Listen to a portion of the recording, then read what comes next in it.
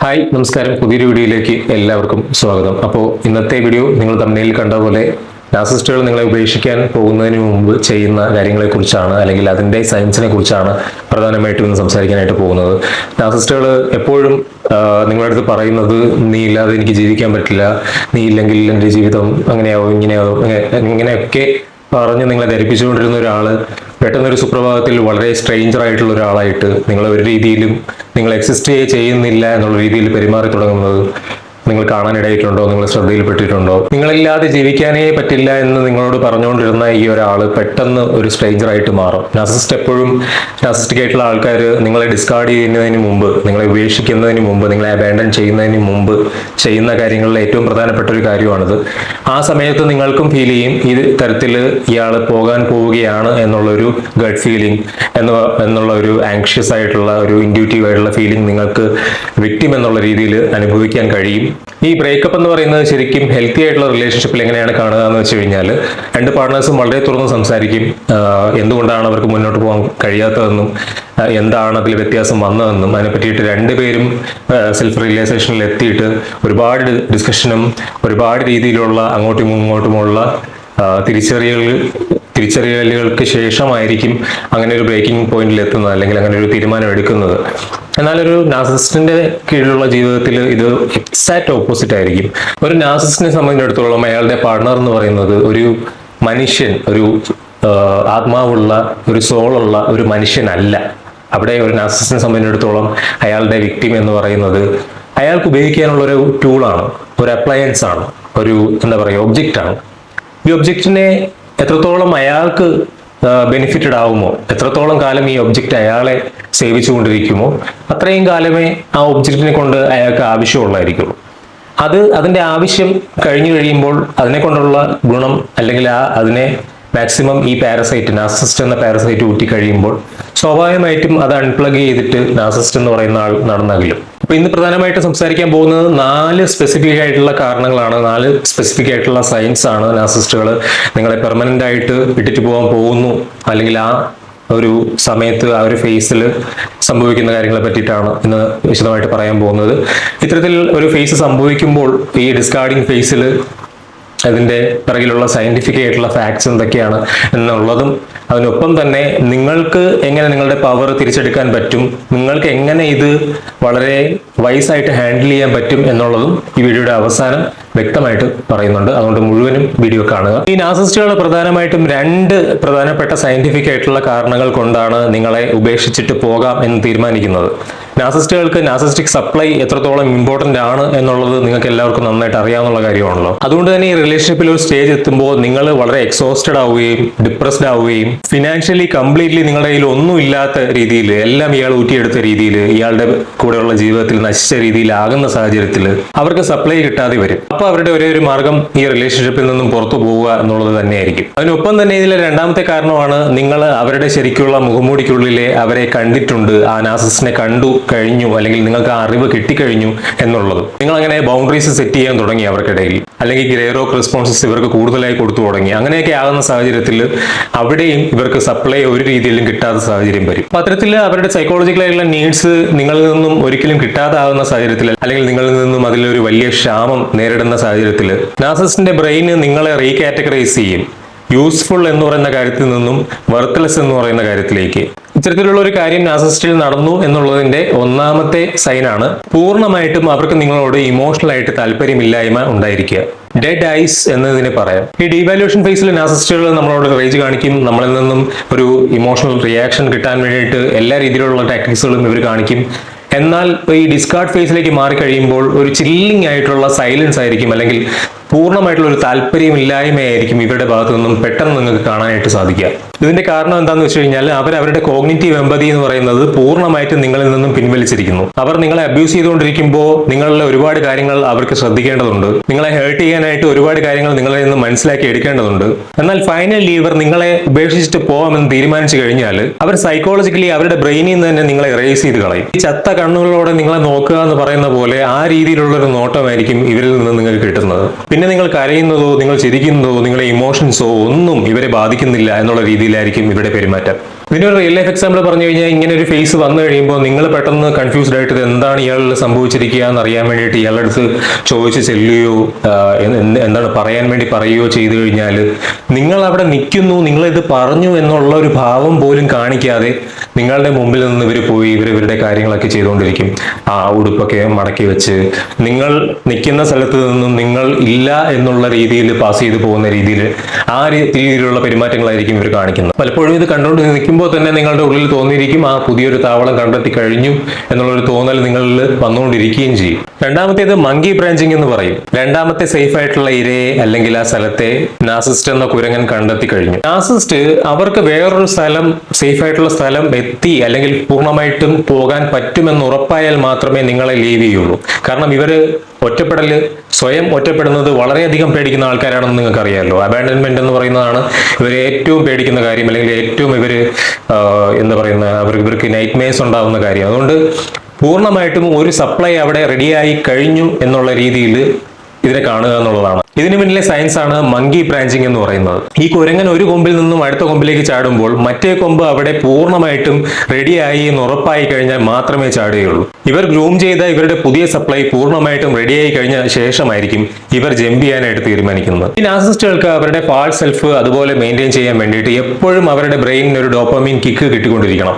അപ്പൊ അതുകൊണ്ട് ഈ സാഹചര്യത്തിൽ നിങ്ങൾ പ്രത്യേകം ശ്രദ്ധിക്കാനുള്ളത്, ഇവർ കൂടുതൽ സമയം നിങ്ങൾ കാണാത്ത രീതിയിൽ ടെക്സ്റ്റിംഗ് ചെയ്യുന്നുണ്ടെങ്കിൽ, പാസ്വേഡുകളൊക്കെ പെട്ടെന്ന് ചേഞ്ച് ആക്കുന്നുണ്ടെങ്കിൽ, നിങ്ങളോട് പറയാതെ ഒരുപാട് സമയം നിങ്ങളിൽ നിന്നും ആബ്സെന്റ് ആയി നിൽക്കുന്നുണ്ടെങ്കിൽ ഒക്കെ ഇവരുടെ പുതിയ സപ്ലൈയുടെ കൂടെ ആയിരിക്കും ആ സപ്ലൈയെ അല്ലെങ്കിൽ അങ്ങോട്ട് ചാടാൻ വേണ്ടിയിട്ടുള്ള തയ്യാറെടുപ്പുകൾ നടത്തിക്കൊണ്ടിരിക്കുകയായിരിക്കും. ഈ സ്റ്റേജിലാണ് അവരുടെ പുതിയ ബാക്കപ്പ് സപ്ലൈയെ ഗ്രൂം ചെയ്തുകൊണ്ടിരിക്കുന്ന ഒരു സമയം. അപ്പം നിങ്ങൾ ശ്രദ്ധിക്കാൻ കഴിയാവുന്ന കാര്യം, ഇവരിൽ കാണാൻ കഴിയുന്ന ചില കാര്യങ്ങളാണ്. ഇവർ പെട്ടെന്ന് ലേറ്റ് നൈറ്റ് കൂടുതൽ വർക്ക് ഇവർ ചെയ്യുന്ന ആൾക്കാരായിട്ട് മാറും. പതിവിൽ കൂടുതൽ ജോലി ഇവർ ചെയ്യുന്നു.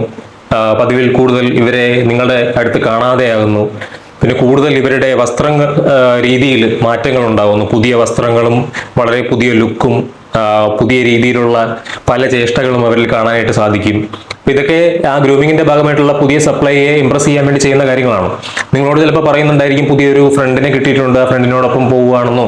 ഇനി നിങ്ങൾക്ക് എങ്ങനെ സംശയം തോന്നി ഇത് നിങ്ങൾ ചോദ്യം ചെയ്താലോ, അയ്യോ നീ എന്തിനാണ് എപ്പോഴും എന്നെ ചോദ്യം ചെയ്യുന്നത്, നിനക്ക് അങ്ങേയറ്റം എന്നോട് അസൂയാണ്, ചുമ്മാതല്ല എനിക്ക് നിന്നെ ഇപ്പോൾ ഇട്ടിട്ട് പോകാനായിട്ടൊക്കെ തോന്നുന്നത്, അങ്ങനെയുള്ള തോന്നലുകളൊക്കെ എനിക്ക് വരുന്നത്. ഇങ്ങനെ നൈസായിട്ട് ഗ്യാസ് ലൈറ്റ് ചെയ്ത് നിങ്ങളെ തലയിൽ കൊണ്ടുവന്ന് ഇട്ട് തരും. നിങ്ങൾക്ക് വാലിഡ് ആയിട്ടുള്ള ഒരു ഇതാണ് തോന്നിയല്ലോ, സംശയമാണ് തോന്നിയത് ഇവരുടെ പെരുമാറ്റങ്ങളിലുള്ള മാറ്റം കാരണം.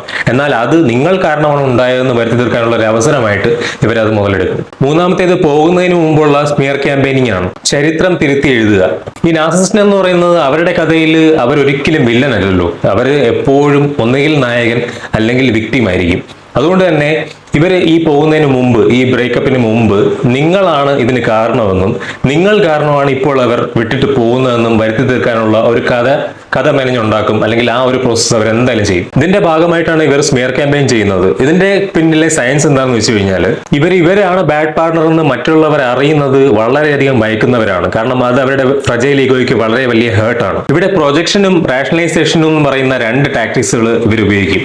നിങ്ങളുടെ മ്യൂച്വൽ ഫ്രണ്ട്സിനോടും ഫാമിലി മെമ്പേഴ്സിനോടും കൊളീഗ്സിനോടും അല്ലെങ്കിൽ നിങ്ങൾക്ക് അറിയുന്ന ആൾക്കാരിലും അല്ലെങ്കിൽ അവരിൽ ഒരു തോട്ട് പ്ലാൻ ചെയ്ത് തുടങ്ങും. അതായത് നിങ്ങൾ കാരണമാണ് അവരിപ്പോ വിട്ടിട്ട് പോകുന്നത് എന്നുള്ള രീതിയിൽ ഒരു കഥ ഉണ്ടാക്കാനായിട്ട്. ഇതിന്റെ റിയൽ ലൈഫ് എക്സാമ്പിൾ ആണ്. റിയൽ ലൈഫിൽ നിങ്ങൾക്ക് കാണാൻ പറ്റും. ഇത്തരത്തിൽ ഇവർ പോകുന്നതിന് മുമ്പ് ഇവർ നിങ്ങളുടെ ഈ പറയുന്ന മിത്രാദികളോടോ നിങ്ങളുടെ ഫാമിലി മെമ്പേഴ്സിനോടോ ഫ്രണ്ട്സിനോടോ ഒക്കെ പറയും, അവൾ ഭയങ്കര അബ്യൂസീവായിട്ട് മാറിയിരിക്കുകയാണ് ഈ അടുത്തായിട്ട്, ഭയങ്കര ഉപദ്രവമാണ്, എനിക്ക് ഒരു നിവൃത്തിയില്ല, എന്തെങ്കിലും തീരുമാനം എടുത്തില്ലെങ്കിൽ എൻ്റെ ജീവൻ തന്നെ അപകടത്തിലാവും, ഭയങ്കര ബുദ്ധിമുട്ട്, ഭയങ്കരമായിട്ട് എന്നെ ഉപദ്രവിക്കുകയാണ്, ഭയങ്കരമായിട്ട് എന്നെ ബുദ്ധിമുട്ടിക്കുകയാണ്, ഇനി എനിക്ക് രക്ഷയില്ലാത്ത അവസ്ഥയിലാണ് ഞാൻ പോയിക്കൊണ്ടിരിക്കുന്നത്, ഞാനിങ്ങനെ വീർപ്പ് മുട്ടിക്കൊണ്ടിരിക്കുകയാണ് ജീവന് വേണ്ടി എന്നുള്ള രീതിയിലൊക്കെ നിങ്ങളുടെ മ്യൂച്വൽ ഫ്രണ്ട്സിനോടും നിങ്ങൾക്ക് അറിയാവുന്ന ആൾക്കാരോടും ഒക്കെ ഇവർ പറഞ്ഞു വരുത്തും. പിന്നെ ഇവർ പ്രൈവറ്റ് ആയിട്ട് നിങ്ങളെ പ്രൊവോക്ക് ചെയ്യാനുള്ള ശ്രമങ്ങൾ നടത്തും, എങ്ങനെയെങ്കിലും നിങ്ങളിൽ നിന്നും ആംഗ്രി ആയിട്ടുള്ള റിയാക്ഷൻ കിട്ടാൻ വേണ്ടിയിട്ട്.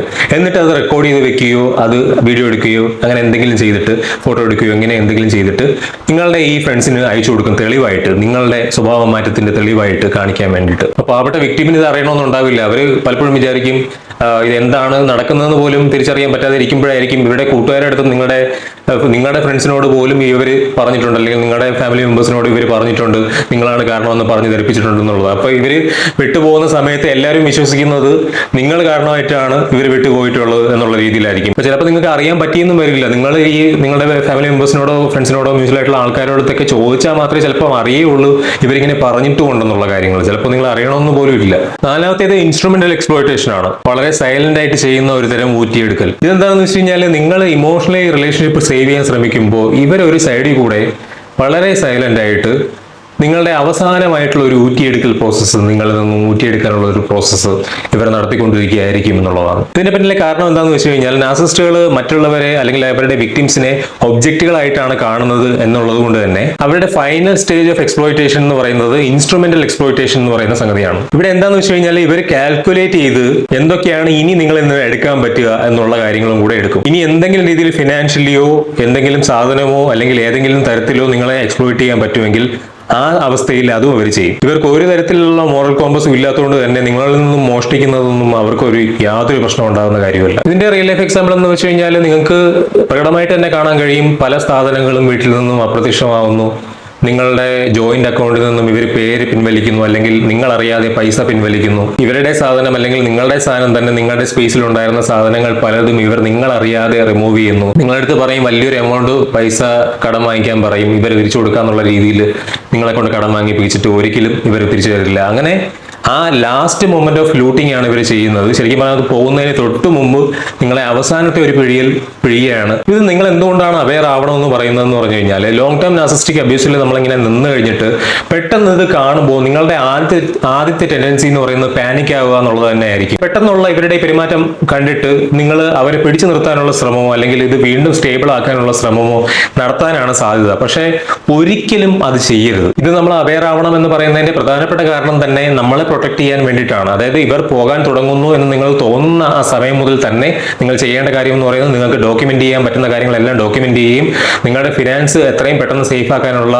കാര്യങ്ങൾ തുടങ്ങുകയും നിങ്ങളുടെ സപ്പോർട്ട് സിസ്റ്റം ബിൽഡ് ചെയ്ത് തുടങ്ങുകയും ചെയ്യുക എന്നുള്ളതാണ് ഈ മൊമെന്റിൽ നിങ്ങൾ ഇത് കണ്ടു തുടങ്ങുമ്പോൾ മുതൽ തന്നെ ചെയ്യേണ്ടത്. ഇതിന്റെ പിന്നിലെ ശാസ്ത്രം അല്ലെങ്കിൽ സയൻസ് അറിഞ്ഞിരുന്നാൽ മാത്രമേ നിങ്ങൾക്ക് കൃത്യമായിട്ട് ഇവന്റ് അല്ലെങ്കിൽ ഈ കാര്യം മാനേജ് ചെയ്യാനായിട്ട് സാധിക്കുകയുള്ളൂ. അതെന്താണെന്ന് വെച്ച് കഴിഞ്ഞാൽ, ഈ നാർസിസിസ്റ്റിന്റെ ഡിസ്കാർഡ് ഒരിക്കലും നിങ്ങളുടെ വാല്യൂമായിട്ടോ അല്ലെങ്കിൽ അതുമായിട്ട് ഡിപ്പെൻഡ് ചെയ്യുന്ന ഒരു കാര്യമേ അല്ല. നിങ്ങൾ നല്ലതല്ലെന്നോ നിങ്ങൾ പ്രിട്ടി അല്ലെന്നോ അല്ലെങ്കിൽ സ്മാർട്ട് അല്ലെന്നോ എന്നുള്ളതല്ല ഇവരുടെ ഈ പെരുമാറ്റത്തിന്റെ ഉള്ള കാരണം. ഇതിന്റെ കാരണം എന്ന് പറഞ്ഞാൽ സിംപിളി നിങ്ങൾ എന്ന് പറയുന്ന ഒരു വിക്ടിമിനെ ഈ പാരസൈറ്റ്, നാർസിസിസ്റ്റ് എന്ന് പറഞ്ഞ പാരസൈറ്റ് മാക്സിമം ഊറ്റിയെടുത്ത് കഴിഞ്ഞു.